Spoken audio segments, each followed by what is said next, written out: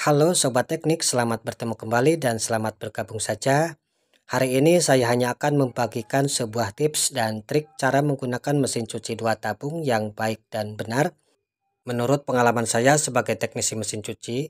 Dan tentunya kita semua berharap bahwa barang-barang yang kita beli dan kita miliki itu semuanya mempunyai keawetan dan kenyamanan setiap saat kita akan mempergunakan barang-barang tersebut.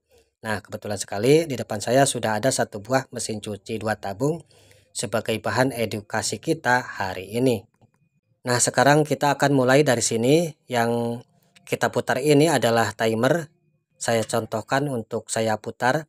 Nah, jika timer sudah kita putar, sebaiknya kita biarkan timer tersebut berputar sampai habis dengan sendirinya tanpa kita harus memutar balik kembali seperti ini, karena jelas akan mempercepat kerusakan dan memperpendek usia pemakaian dari timer tersebut.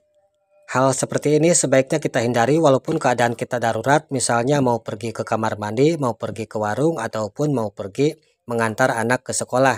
Nah, solusinya adalah seperti ini. Jika kita sudah menancapkan steker pada power listrik atau terminal ini, kemudian timer sudah kita putar, maka sebaiknya adalah kita lepas atau kita cabut steker pada terminal ini, kemudian biarkan timer tersebut berputar sampai habis dengan sendirinya.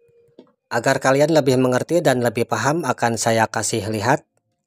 Nah, ini yang disebut dengan timer yang kita putar-putar tadi. Jika kita memutar seperti ini, maka akan terdengar bunyi gigi di dalam. Dan timer ini sama dengan yang ada pada bodi mesin cuci ini. Ini adalah sama-sama Orion yang telah saya cabut untuk edukasi. Dan timer yang saya pegang ini adalah milik SAP. Terdapat gigi-gigi rotari di dalam sini. Kemudian jika kita putar balik, maka gigi rotari yang terdapat di dalamnya biasanya akan cepat sekali rusak dan tidak berfungsi. Nah, untuk timer ini adalah timer pengering pada mesin cuci ini.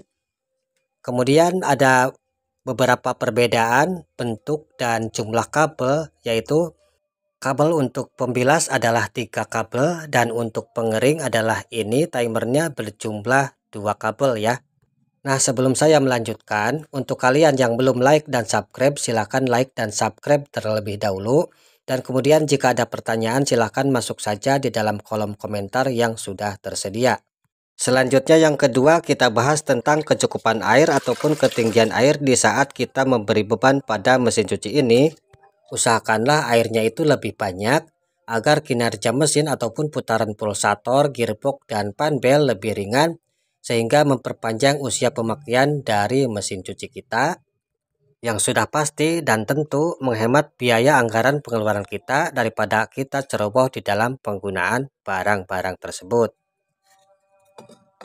Kemudian akan saya perlihatkan beberapa komponen yang akan cepat rusak jika pengoperasian mesin cuci selalu dalam kekurangan air.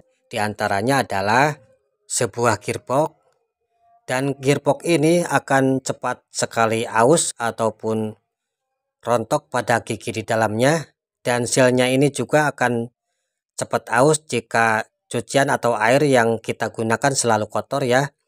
Kemudian ini panbel juga akan cepat aus jika beban cucian selalu kurang di dalam mengisi air.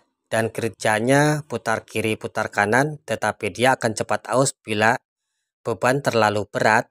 Dan walaupun komponen tersebut banyak di pasaran, harganya cukup murah, tetapi dari segi kualitas dia akan sangat jauh berbeda. Yang sudah tentu akan berpengaruh pada umur pemakaian yang akan semakin pendek. Selanjutnya yang akan saya bahas adalah bagian pengering di mesin cuci ini. Dan saya akan ingatkan kembali, yaitu bagian tombol timer seperti ini. Jika kita sudah putar, sebaiknya jangan diputar kembali. Nah, langkah pemutaran seperti ini adalah kurang baik.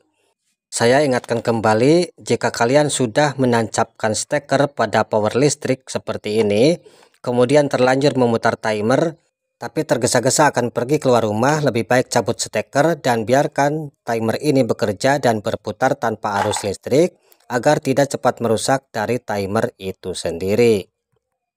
Selanjutnya akan kita bahas bagian pengeringan ini, dan di sini kita akan memasukkan beban ya.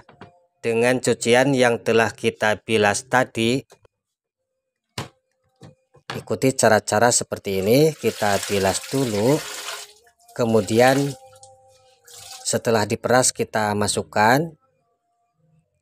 Selanjutnya setiap kita akan memasukkan lebih baik diperas dulu, walaupun ini adalah pengeringan ataupun pemeras ya. Seperti ini kita peras lagi satu demi satu sampai dengan selesai. Kemudian nanti kita masukkan. Kemudian selanjutnya kita harus meratakan beberapa pakaian yang ada di dalam sini. Jangan lupa kita pasang tutup pengaman berwarna putih ini, karena dikhawatirkan jika putaran semakin kencang, cucian-cucian kecil biasanya terlempar masuk ke luar tabung. Lalu kemudian pasang seperti ini. Setelah yakin cucian kita rapihkan, maka pintu tahap demi tahap kita tutup. Kemudian kita menuju timer dan kita putar, tetapi jangan sampai kita putar balik kembali timer seperti ini ya. Maksudnya adalah agar timer tidak cepat rusak.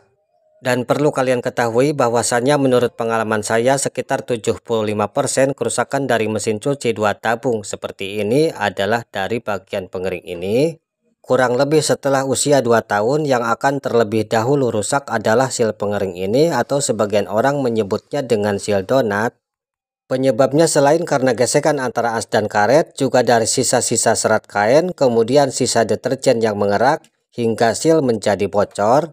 Dan efeknya akan mudah terlihat pada motor pengering ini, karena di sini asnya adalah lurus ke atas, kemudian sil ini posisi berada di atasnya, dan jika sil ini bocor maka tetesan air akan menyebabkan karat pada bodi motor ini, dan jika tetesan air tersebut semakin banyak maka dikhawatirkan akan masuk ke dalam lilitan ini, dan tentu saja akan menyebabkan lilitan menjadi konslet dan motor pun menjadi mati. Itulah beberapa kerusakan dari mesin cuci yang penyebabnya diantaranya adalah kotoran yang sebenarnya adalah sepele, tetapi lama-kelamaan menjadi 2 pele, 3 pele, ataupun 4 pele ya. Bercanda sedikit ya agar tidak terlalu tegang mendengarkan saya ceramah di sini. Oke, selanjutnya akan saya bahas bagian pembuangan yang beberapa diantaranya sering terjadi kendala pada bagian pembuangan tersebut. Dan sekarang akan saya buang dulu air yang ada pada tabung mesin cuci ini. Dan ada satu hal penting yang perlu kita lakukan di setiap kita selesai menggunakan mesin cuci, yaitu sebaiknya tabung diisi kembali dengan air bersih. Kemudian jalankan mesin cuci seperti biasa, ulangi berulang-ulang. Dengan cara demikian mesin cuci akan selalu bersih dan terhindar dari kerak yang mengendap akibat dari sisa-sisa serat kain maupun sisa deterjen yang biasanya menyumbat pada bagian saluran pembuangan. Masih mengenai pembilasan dan pembuangan, nah untuk pembilas yang suaranya kasar biasanya di sini pernah terganjal oleh sesuatu benda kecil seperti peniti ataupun koin, sementara motor masih bergerak, akhirnya gearbox menjadi rontok ataupun aus, sehingga terjadilah suara menjadi kasar.